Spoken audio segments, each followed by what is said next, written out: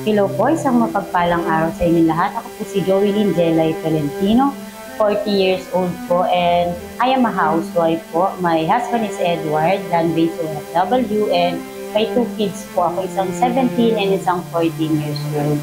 I am a lector and commentator po sa ating parokya, Ina ng Laging Bagong Bayan, at Mother Battle Guild, and I am part of NGO po sa ating lugar po sa Dasmariñas. PDPTA po, I am a board member and DIHS secretary po ng FPs. Nung ako po ay 14 years old, na-amaze ako sa mga sakristan talaga nung una. Kasi nakikita ko sila sa harapan. 14 years old ako noon. Inambisyon ko, ginusto ko na maging sakristan, kaya lang hindi pwede. Kaya nakita ko yung kumusyon, may parang may play. Yan, may play noon. Nakita ko yung mga kabataan. Doon ako nag-start, sabi ko, gusto kong sumali sa ganito. Gusto kong maging part ng simbahan. Kaya pumasok ako nung una as youth naman po ng ating parokya. At doon ako nag-start na magdebosyon sa ating Ina ng Laging Sakdal.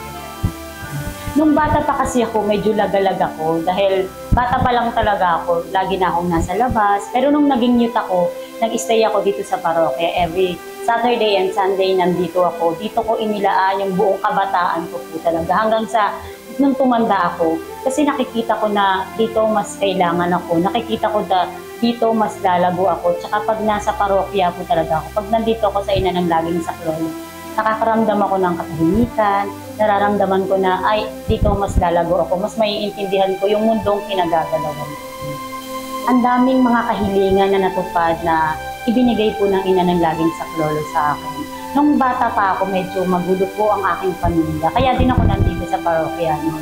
Kaya yung sinasabi na sa Blessed Sacrament ako, Ina, kahit ito lang, itong pamilya na to, yung mama at papa ko, wag lang silang maghiwalay, gagawin ko yung lahat. Ayun, hindi naman po naghiwalay yung mother and father ko. And then sa study ko, kasi medyo kulang kami sa financial. Pag nandito ako sa parokya, ang daming tumutulong, ang daming nagbibigay ng tulong para sa akin, sa financial ko sa school. At saka yung lagi akong nalalayo sa kapahamakan at bilang bata, nalalayo din ako sa mga kasamaang dulot din ng nasa labas ng simbahan. Ang isang maging mabuting tao. Hindi man ako ganoon ka-perfecto, pero pag tiningnan ko si Ina, yung mata niya, laging nagsasabi na, anak, hindi ka perfecto, pero gagawa at gagawa ka ng paraan para maging perfecto ka. Lahat tayo makasalanan, pero may mga pagkakataon na nandito ako sa simbahan, yung mga maliliit na bagay na pwede kong itulong, pwede kong ibigay, ibinibigay ko po talaga. Kasi ayun yung part ko na alam ko na dito ako mas kailangan. Like yung sinasabi na nasa parokya ako, kasi alam ko na yung Diyos, siya yung tumawag sa akin. Si Ina, siya yung mas may kailangan sa akin. At mas tuturuan niya ako na mas maging maunlad. Lalo na yung sa kamay niya. Diba laging nag-aakay, laging kailangan, isa kang ina, kailangan marunong kang yumakap, marunong kang umintindi. Ayun yung pakiramdam ko tuwing tinitingnan ko si Ina natin, Ina ng Laging Sakdal.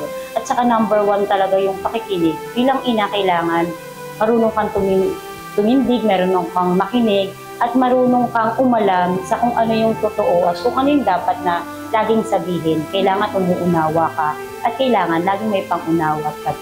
Ayun.